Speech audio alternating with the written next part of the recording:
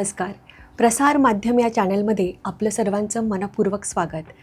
आज आपल्याकडे बेंगळुरूहून एक डॉक्टर आले आहेत, अनुराग लवेकर सर.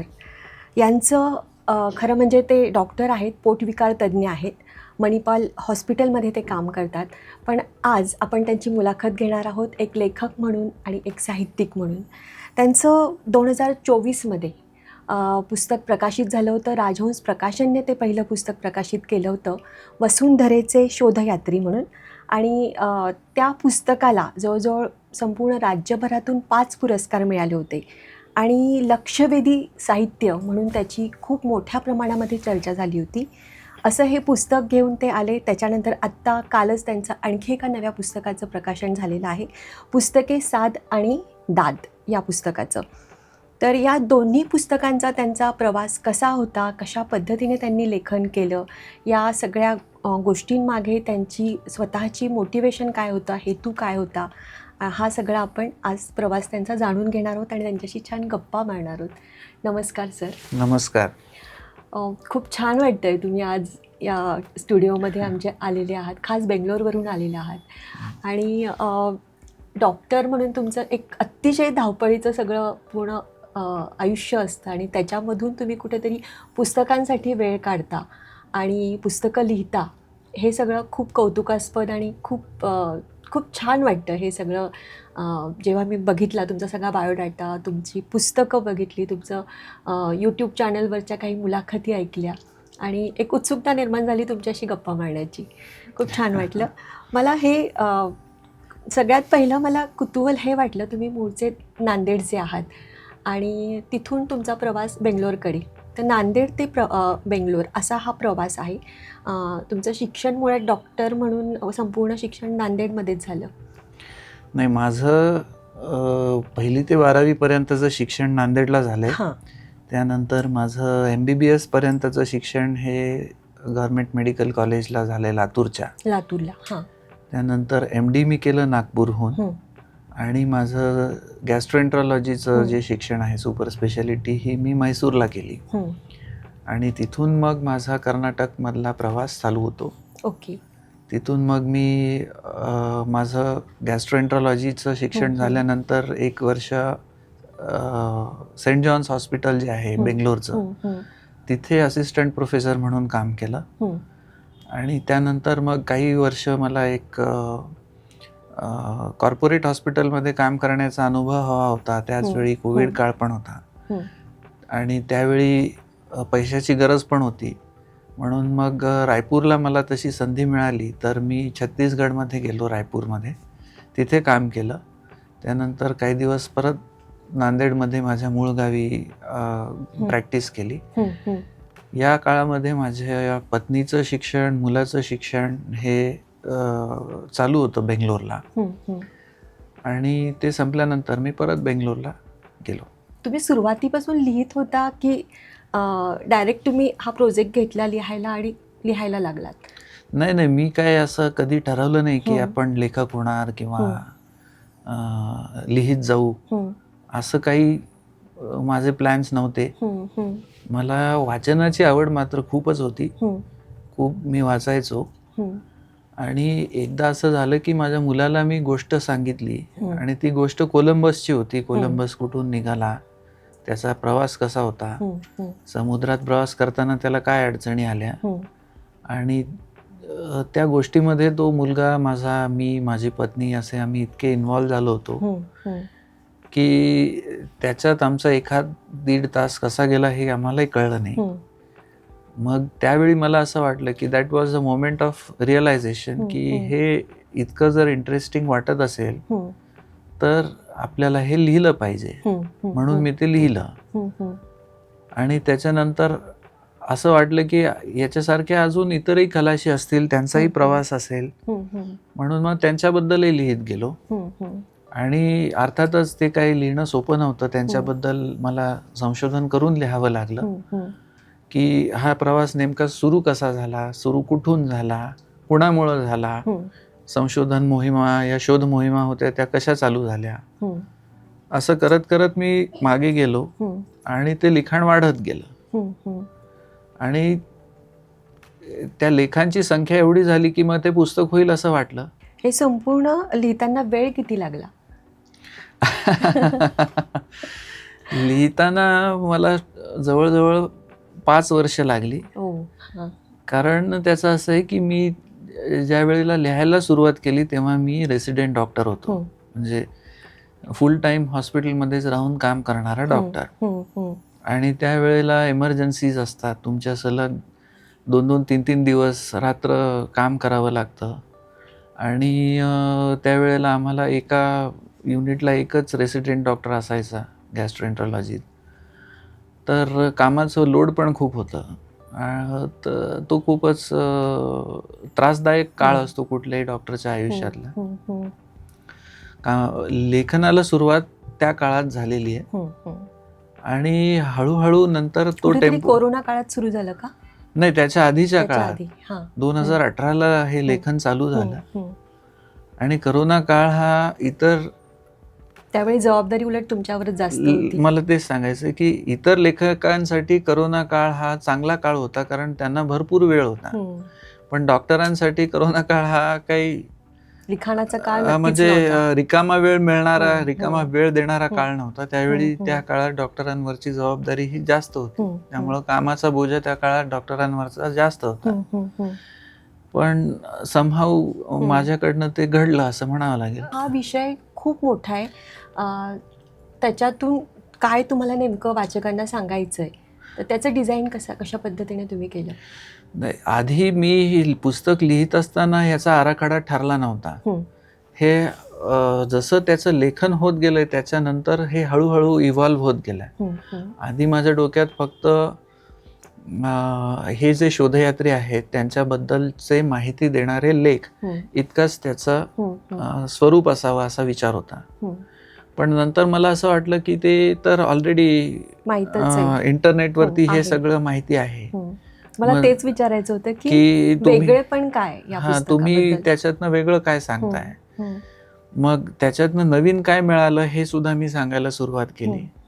त्याच्यावरची माझी स्वतःची भाष्य, माझी स्वतःची टिप्पणी त्यात येते. त्यानंतर अजून मी एक असा विचार केला की या पुस्तकातून समजा मी आधी कोलंबस घेतला, तर कोलंबसच्या पुढच्या मागच्या घटनांचा त्याच्याशी एक त्या आधार असतो. कोलंबस गेला तर तो डायरेक्ट गेलेला नाहीये, मनात आलं त्याच्या आणि शोधत गेला असं नाही झालं. त्याच्या मागचं बॅकग्राऊंड, त्याची बॅकग्राऊंड काय आहे, त्याला त्या दिशेने जाण्यासाठी काय घटना कारणीभूत ठरल्या, त्यावेळेला पृथ्वी गोल आहे हा शोध लागलेला होता, किंवा वास्को द गामा आला तो मार्ग आणि कोलंबसला भारतात यावंसं वाटलं तो मार्ग, हे दोन वेगळे का होते, बरोबर, किंवा हे लोक पोर्तुगीज आणि स्पेन हे दोनच देश ह्या शोध मोहिमांमध्ये आघाडीवरती का होते, किंवा एका ठराविक काळातच 14व्या आणि 15व्या शतकातच या शोध मोहिमांनी जोर का पकडला आहे, यांना चालना ह्या काळातच का मिळाली.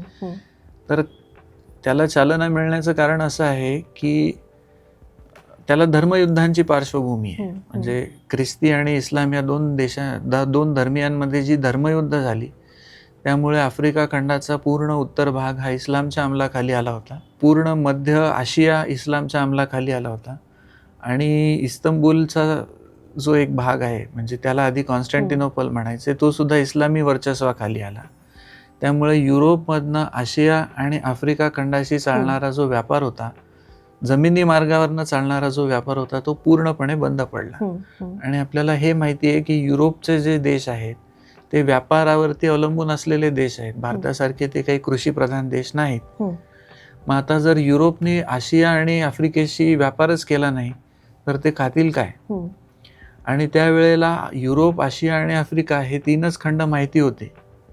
त्यामुळे आफ्रिका आणि आशियात जर यायचं असेल तर समुद्री मार्गानेच येणं आवश्यक होतं. ही गरज होती युरोपची, आणि गरज ही शोधांची जननी आहे. तर ह्या धर्मयुद्धांची ती पार्श्वभूमी असल्यामुळे सागरी मार्गांच्या शोधांच्या मोहिमा ह्या चालू झालेल्या आहेत. आणि हे सगळं असं एकात एक गुंतलेलं आहे. त्यामुळं हे आधी ठरवून मी केलं नाही. हे मी जसा शोध गेलो तसं ते मलाही लागलेला तो शोधच आहे. ती माझी पण एक शोधयात्राच आहे. कुठेतरी तुमच्यात सायन्स बॅकग्राऊंड असल्यामुळे किंवा डॉक्टर असल्यामुळे किंवा खूप बरेच तुम्ही शोध निबंध पण लिहिलेले आहेत, त्या सगळ्या गोष्टींचा इथे फायदा झाला असं वाटतं.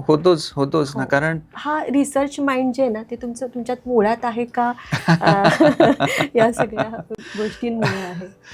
नाही, रिसर्च माइंड असं मुळात वगैरे नसतं. You have to cultivate that habit.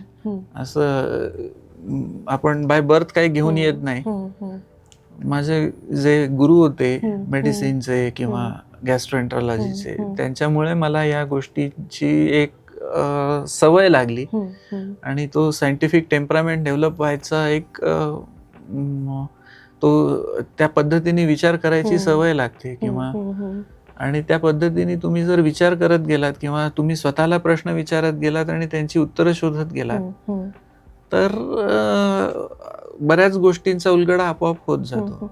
नेहमी असं जाणवते की लेखक लिहितात पण संशोधनाचा आधार घेत नाहीत, पण ज्या लेखनाला संशोधनाचा आधार आहे ती जास्त खोलवर लिहिली जातात आणि ती वाचली पण जातात. म्हणजे एकूणच जर बघितलं तर त्या अर्थाने मला तुमचं वसुंधरेचे शोधयात्री हे पुस्तक, मुळात त्याला संशोधनाचा आधार हवाच होता, पण तरीसुद्धा तुम्ही ज्या पद्धतीने ते 5 वर्ष काम केलेलं आहे सलगपणे, लगे रहो या पद्धतीने, ते खूप महत्त्वाचं आहे. तुम्हाला असं कंटाळा नाही आला कधीतरी, किंवा कंटाळा आल्यावर तुम्हाला स्वतःला तुम्ही मोटिवेट कसं केलं या सगळ्या गोष्टींमधून?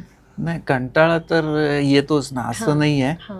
पण कसं आहे की हे मी माझ्या त्या पुस्तकाच्या प्रस्तावनेत पण म्हणलं आहे की जेव्हा जेव्हा मला असं वाटायचं की मी हे का करतोय किंवा याच्यात कंटाळा येण्यासारखं आहे, हे केल्याने काय होणार आहे, तर त्या पुस्तकात ज्या व्यक्तिरेखा आहेत त्या व्यक्तिरेखांनीच मला तारलं.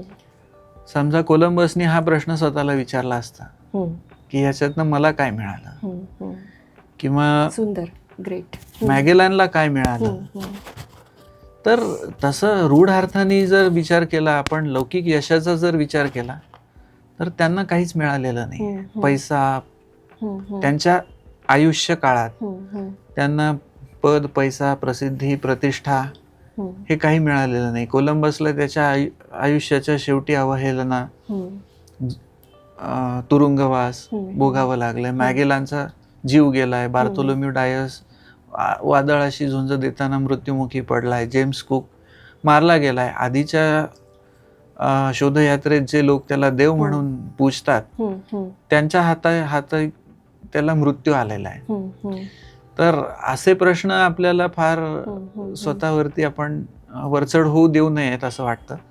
आणि ज्या व्यक्तिरेखांचा अभ्यास मी करत होतो त्यांच्याकडे पाहूनच हे पुस्तक पूर्णत्वाला गेलंय. म्हणजे कुठेतरी ह्या सगळ्या व्यक्तिरेखा वाचकांपर्यंत पोहोचल्या पाहिजे ही प्रेरणा खूप तुम्हाला जास्त होती. कारण मग बघा तुम्ही, नाहीतर काय होतं, मी जर या व्यक्तिरेखांशी व्यक्तिगतरित्या जोडलो गेलो नसतो किंवा मला स्वतःला त्यांच्याकडनं प्रेरणा मिळाली नसती तर हे पुस्तक पूर्णत्वाला गेलं नसतं. राजहंस प्रकाशन हे मराठीतलं एक प्रथितयश असं प्रकाशन संस्था आहे. तर तुम्ही डायरेक्ट राजहंस प्रकाशनकडे गेलात की आणखी इतर प्रकाशकांकडे गेलात? म्हणजे प्रकाशक आणि तुमचा प्रवास कसा होता? नाही, बघा मला मी जसं म्हणलं, मी मुळात पेशंट पाहणारा डॉक्टर आहे. लेखक काय असतो, ती प्रकाशन संस्था काय असते, तिथे संपादनाची प्रक्रिया कशी चालते याचा मला काहीही गंध नव्हता. मला ओ की ठो माहिती नव्हतं. हे पुस्तक होण्याच्या लायकीचं आहे की नाही हे सुद्धा मला माहिती नव्हतं. माझे गुरु आहेत LK कुलकर्णी सर म्हणून, त्यांना मी विचारलं हे होईल का, तर ते मी जेव्हा घेऊन गेलो त्यावेळेला त्यांच्याकडे खूपच माझ्यावरती खुश झाले. त्यांनी मला सुचवलं की हे पुस्तक कोणत्या प्रकाशन संस्थेच्या पठडीत बसणार आहे आणि हे पुस्तक कोण घेऊ शकेल, तू त्यांच्याकडे जा आणि हे पुस्तक कोणत्या दर्जाचं आहे, कोणत्या चांगल्या प्रकाशनाने ते घेतलं पाहिजे हे सगळ्या अनुभवी माणसांनी सुचवलं तर ते चांगलं असतं. हो, मला काहीच दिशा मिळते. हा, आणि ते बरं, ते मोठे लेखक आहेत, मी त्यांना माझे सर म्हणून भेटायला गेलो. ते त्यांचं लेखक म्हणून मोठेपणा हा मला माहीतच होता, पण त्यांनी मला सुचवलं म्हणून मी भेटायला गेलो राजहंसच्या लोकांना. तिथे मला माजगावकर सर भेटले, मी बोरसे सरांना भेटलो. त्यांनी मला दिलेली वागणूक इतकी सौजन्याची होती, आणि मला म्हणजे त्यांना भेटल्यानंतर मी एवढा एम्बरास झालो. स्वतः बोरसे सर लॅप्रोस्कोपिक सर्जन आहेत, आणि मी त्यांना समजावून सांगत बसलो की गॅस्ट्रोएंट्रोलॉजिस्ट काय असतं म्हणजे त्यांनी, ते इतके गोड आहे स्वभावाने. खूप गोड आहेत. मी तिथे काम केलंय 1 वर्ष साधारण. त्यांनी पूर्ण माझी वटवटच म्हणावं लागेल ऐकून घेतली. म्हणजे आता माणसं उगीच मोठी होत नाही. त्यांनी he gave me a patient hearing. पूर्ण मी काय बोलतोय ते व्यवस्थित ऐकून घेतलं. ते म्हणले, ठेवा तुमचं बाळ, आमची संपादनाची प्रक्रिया असते, बरोबर, त्यानंतर हे पुस्तक होईल का नाही ठरवू आपण, आणि तुम्हाला मग जर ते करायचं ठरलं तर त्याच्यासाठी 1-1.5 वर्ष वेळ लागतो, आणि मग करायचं ठरलं तर आपण पुढच्या गोष्टी बोलू. आता तुम्ही इतर कुठल्या प्रकाशकांकडे नाही, मग मी कुठल्या प्रकाशकांकडे गेलो नाही, कारण माहीतच नाही मला, काहीच माहिती नाही. मग मी माझ्या एंडोस्कोपिक अल्ट्रासाऊंडच्या ट्रेनिंगला अहमदाबादला गेलो. तिथे मला मग, पण ते म्हणाले वर्षानंतर नाही 3 महिने, मला 3 महिने म्हणाले होते, पण त्यांचा 1-1.5 महिन्यातच फोन आला की हे चांगलं पुस्तक आहे, आपण करू, तुमची बोलणी करायला या. आणि मग मी फेब्रुवारी एंडला गेलो. फेब्रुवारी 2021 होतं ते. तेव्हा मी गेलो त्यांच्याकडे, आणि मग झालं. असं वाटलं मला की आता असं वाटतं की ते म्हणजे आता या सगळ्या गोष्टी स्वप्नवत वाटतात. पुस्तक पब्लिश झाल्यानंतर जे यश या पुस्तकाला मिळालं, जवळजवळ 5 पुरस्कार मिळालेत, आणि अगदी पहिलंच तुमचं पुस्तक आहे, आणि साहित्य दालनामध्ये तुम्ही पहिली एंट्री करतात, आणि एक खूप छान चर्चा या पुस्तकावर सगळीकडे झाली. नक्कीच एक लेखक म्हणून तुम्हाला खूप आनंद झाला असेल. वाचकांच्या प्रतिक्रिया पण खूप आल्या असतील ना तुम्हाला? त्यातल्या काही तुम्हाला खूप अशा छान वाटल्या, अशा कुठल्या प्रतिक्रिया आठवत आहेत का, किंवा अजूनही येत असतील? हो, प्रतिक्रिया खूप येतात. या पुस्तकाला 8 पुरस्कार आहेत. 8 पुरस्कार. हा, म्हणजे मागच्या वर्षी 3 मिळाले. वाचक भरभरून प्रतिक्रिया देत असतात. आजही एक वाचक आले होते सकाळी, पण लक्षात राहतील अशा 2 प्रतिक्रिया मला आवर्जून सांगाव्याशा वाटतील. नांदेडला मनोज बोरगावकर म्हणून मोठे लेखक आहेत, आणि त्यांनी पुस्तक वाचल्यानंतर मला कळवलं की चांगल्या मूडमध्ये असतील की ते एकेरीवर येऊन बोलतात माझ्याशी. ते म्हणाले, मित्रा, तुझं पुस्तक समुद्र आहे.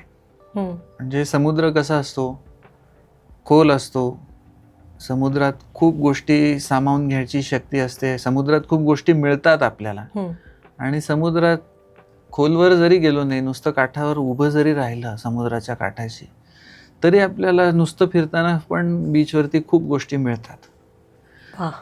तर म्हणजे त्या एका वाक्यात त्यांनी किती काही मला सांगितलं. आता जो माणूस नदी जगलाय, कायम नदीवर बोलत राहतो, नदीशी संबंधित गोष्टी कायम त्यांच्या बोलण्यात असतात, असा माणूस माझ्या पुस्तकावर एका वाक्यात मला बोलून जातो की तुझं पुस्तक समुद्र आहे. खूप सुंदर ही मला फार स्पर्शून गेलेली आहे प्रतिक्रिया. आणि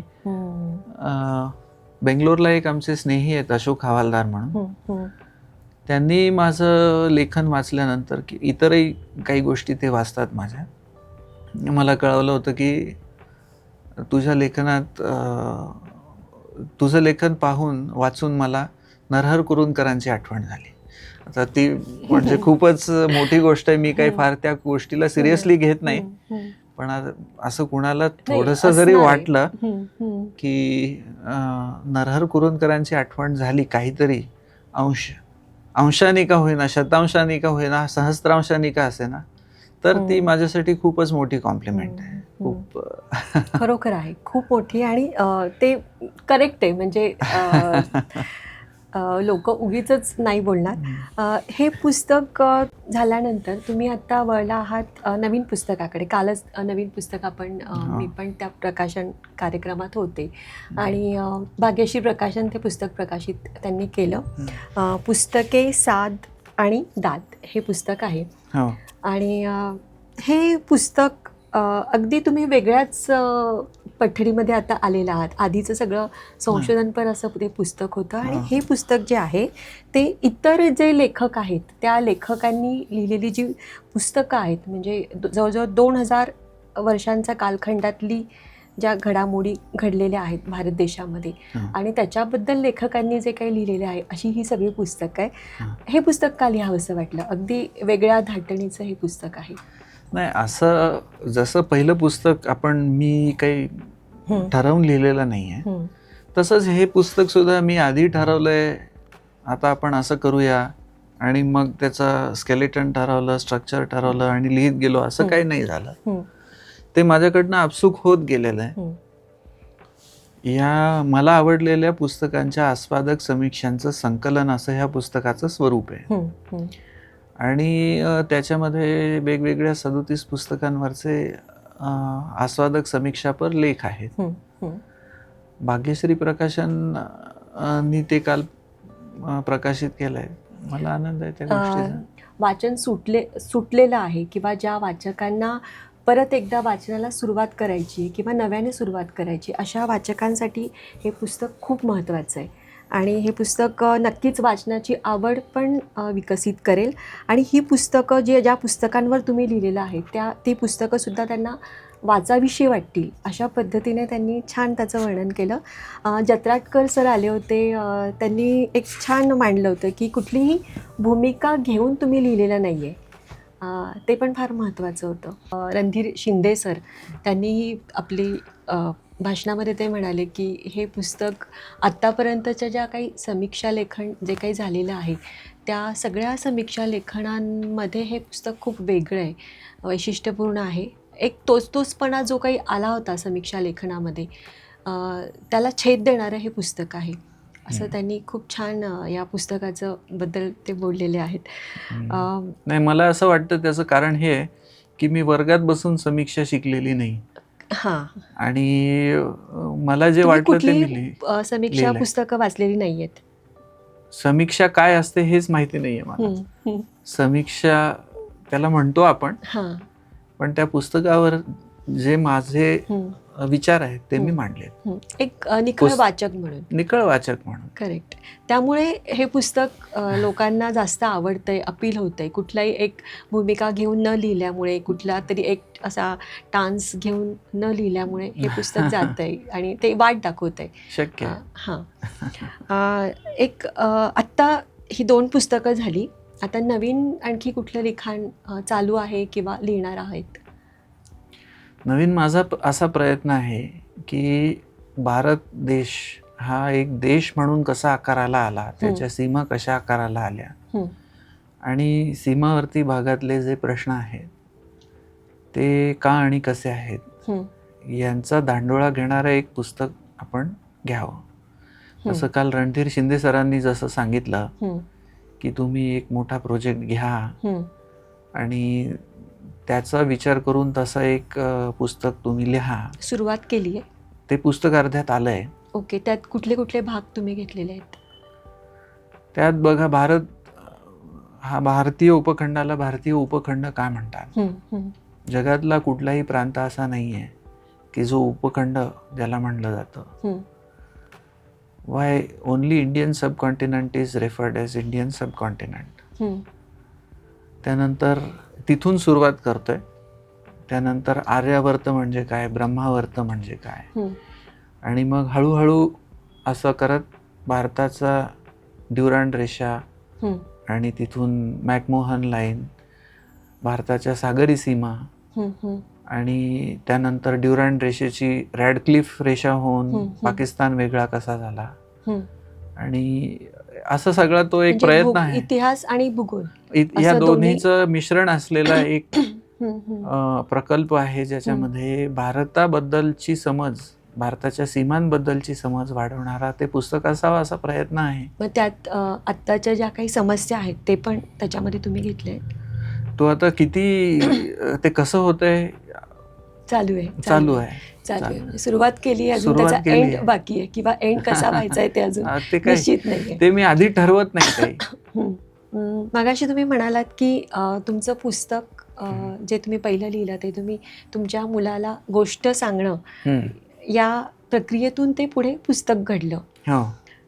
आता तुमचा मुलगा इंग्लिश मीडियम, मराठी मीडियम? तो आता इंग्लिश मीडियम. हां.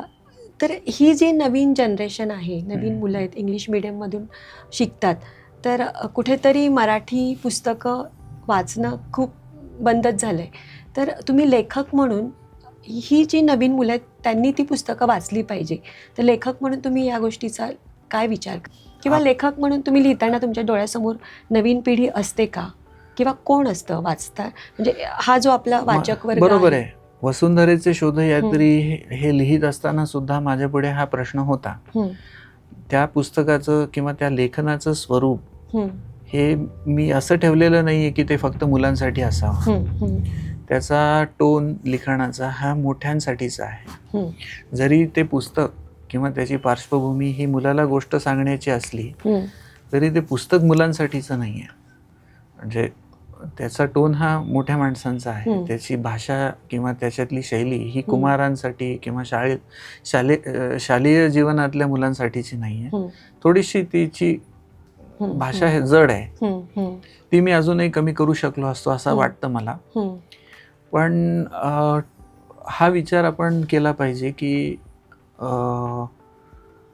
जी आत्ता शाळेत जाणारी मुलं आहेत त्यांनी जास्तीत जास्त मराठी वाचावं म्हणून हीच पुस्तकं, अशाच प्रकारची पुस्तकं अजून सोप्या भाषेत आपण आणू शकतो. बरोबर. जर ती मुलं वाचत नसतील तर पालकांनी त्यांना ती वाचून दाखवावी, नकाशे समोर ठेवावेत. मराठीमध्ये ललित कला म्हणण्यापेक्षा कविता आणि वैचारिक लेखन या पद्धतीचं लिखाण हे जास्त वाचणारे लोक आहेत. ललितेतर किंवा माहितीपर, तथ्यांशावर आधारित माहितीपर लेखन वाचणारे लोक हे त्या मानाने कमी आहेत. जर मराठीला ज्ञानभाषा म्हणून आपल्याला पुढे घेऊन जायचं असेल आणि तिचं अभिजात पण टिकवायचं असेल तर ज्ञानमूल्य वाढवणारं साहित्य त्याच्यामध्ये आणलं पाहिजे आणि त्याला जास्तीत जास्त वाचक मिळवून दिला पाहिजे. आणि ती फक्त लेखकाची जबाबदारी नसते. त्याला जर, म्हणजे अर्थातच लेखक हा एक घटक आहे त्याच्यातला, पण त्याला चांगला वाचक वर्ग मिळवून देणं याच्यासाठी पालकांनी प्रयत्न केले पाहिजेत. आणि इट स्टार्ट्स फ्रॉम होम. जर घरी जर आपल्या लोकांनी, म्हणजे पालकांनी त्याच्यासाठी वेगळे प्रयत्न घेतले नाही तर ते कसं होईल. तुम्ही वाचून दाखवायच्या गोष्टी तर ती आवड लागेल. बरोबर. तुम्ही इंग्लिश पुस्तकं पण खूप बरीच वाचतात आणि इव्हन याच्यात पण काही 2-3 पुस्तकं इंग्लिश पुस्तकं पण आहेत. एकूणच इंग्लिश साहित्य, इंग्लिश वाङ्मय आणि मराठी या तुलनेमध्ये तुम्हाला मराठी साहित्य कुठे वाटतं, काय वाटतं, किंवा काय असायला पाहिजे असं वाटतं? काही असा कधी विचार केलाय? नाही, भाषा मी नेहमी म्हणतो की त्या संस्कृतीकडे बघण्याचा एक, भाषा ही त्या संस्कृतीकडे बघण्याची खिडकी असते. मी लिटरेचर म्हणून ठीक आहे म्हणते. तर मराठी साहित्यात मराठी इतिहास, मराठी संस्कृतीचं प्रतिबिंब दिसतं. इंग्लिश साहित्यामध्ये तुम्हाला सगळ्या जगात घडणाऱ्या घडामोडींचं प्रतिबिंब, जगाचा इतिहास, जगाचा कॅनव्हास तुमच्या समोर खुला होतो. आता सध्याच्या मराठी साहित्यामध्ये काय झालंय की खूप ते कोणी लिहिलंय, लिहिणाऱ्याचं आडनाव काय, लिहिणाऱ्याचं साहित्यिक कोणत्या साहित्यिक कंपूमध्ये तो आहे, आणि आपल्या अस्मिता खूप टोकदार झालेल्या आहेत. त्याच्यामुळे सुद्धा मराठी साहित्याच्या प्रचार आणि प्रसारावरती मर्यादा येतात. ही गोष्ट मला इंग्लिश साहित्यावरती साहित्याच्या बाबतीत जाणवत नाही. कदाचित इंग्लिश साहित्य वाचणारे लोक ह्याचा फारसा विचारही करत नसतील. मराठी माणूस जेव्हा इंग्लिश गोष्टी वाचतो तेव्हा ह्या गोष्टी फारशा विचारात घेत नसाव्या असं मला वाटतं. हे माझं व्यक्तिगत मत आहे. पण मराठी माणूस जेव्हा मराठी साहित्य वाचतो तेव्हा तो आधी ह्या गोष्टी पाहतो आणि नंतर त्यांनी काय लिहिलंय याचा विचार करतो. ते आपल्या नॅरेटिव्हला सूट होणार आहे की नाही हे आधी पाहतो आणि मग त्याच्यातला जेन्युइननेस हा पडताळला जातो. त्यामुळं साहित्य पुढे कसं जाईल, मग तुम्ही नेमाडीवादी आहात का तुम्ही इतर कुठल्या विचारांचे आहात, हा सगळा मुद्दा नंतर येतो. ते साहित्य किती चांगलं आहे हे पाहिलंच जात नाही. ते कोणी लिहिलंय हे जर आधी पाहणार असू तर कसं व्हायचं. मग इंग्लिश आणि मराठी साहित्यात हा एक मला मोठा फरक जाणवतो. बरोबर. आणि इंग्लिश साहित्य हे इतर अनेक भाषांमधूनही वाचलं जाणारं साहित्य आहे. त्याच्यामुळे अर्थातच ते ज्या वेगाने फोफावतं ते साहजिकच आहे. तुम्हाला मराठीमध्ये लिहायला सोपं जातं की इंग्लिशमधून? मला दोन्हीत लिहायला सोपं जातं. पण हे पुस्तक मी मुद्दाम मराठीत केलं. वसुंधरेचे शोधयात्री हे मी मुद्दाम मराठीत केलं. मला तोच प्रश्न पडला की तुमचं सगळं शिक्षण इंग्लिशमधून किंवा इव्हन पुस्तकं तुम्ही इंग्लिश बऱ्यापैकी वाचतात. माझं पहिली ते 10वी शिक्षण मराठीतनं झालंय. त्याच्यानंतर इंग्लिशमधनं झालंय. माझा प्रयत्न तोच आहे की जागतिक संदर्भ असलेलं सगळं ज्ञान मराठीत आणावं. जगाचा इतिहास, जगाचा भूगोल आपण मराठीतून शिकवतो का मुलांना? आपण महाराष्ट्राचा भूगोल पण नीट शिकवत नाही. महाराष्ट्राचा इतिहास शिकवायचा तर म्हणजे तिथे ते वादाला सुरुवात होते प्रत्येक ठिकाणी. कोलंबस आणि वास्को द गामा याच्याशिवाय मला तरी काहीच माहित नव्हतं. हे पुस्तक वाचल्यानंतर अजून किती शोधयात्री आहेत मग आपण माझा प्रयत्न हाच आहे. एका पुस्तकाने काही सगळं बदलून टाकतोय असा माझा दावा नाहीये. हे मी माझ्या परीने दिलेलं योगदान समजतो. बरोबर. की ज्ञानमूल्य वाढवणारं, ज्ञानभाषेसाठी ज्ञानमूल्य वाढवणारं काहीतरी आपण योगदान द्यावं ही माझी त्यामागे भावना होती. म्हणून मी ते मराठीत आणलं. ग्रेट. ते म्हणजे माझ्याशी गप्पा मारल्यानंतर तुम्हाला या गोष्टी फारच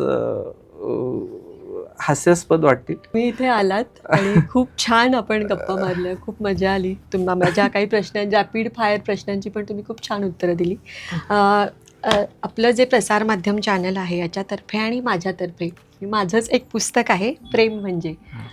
हे पुस्तक आता व्हॅलेंटाईन डे आणि फेब्रुवारी महिना पण येतोय आणि हे संपूर्ण पुस्तक मी माझ्या तुम्ही जसा हा वेगळा शोध घेत होता त्या काळामध्ये, तसं मी प्रेम म्हणजे काय या विषयावरचा शोध घेत होते आणि त्याच्यातून हे पुस्तक आकाराला आलंय. हे मी तुम्हाला माझ्याकडून आणि सरांकडून आमच्या प्रसार माध्यम यूट्यूब चॅनल तर्फे मला आज इथे आमंत्रित केलं आणि माझा सन्मान केला त्याबद्दल तुमचे खूप खूप आभार. धन्यवाद.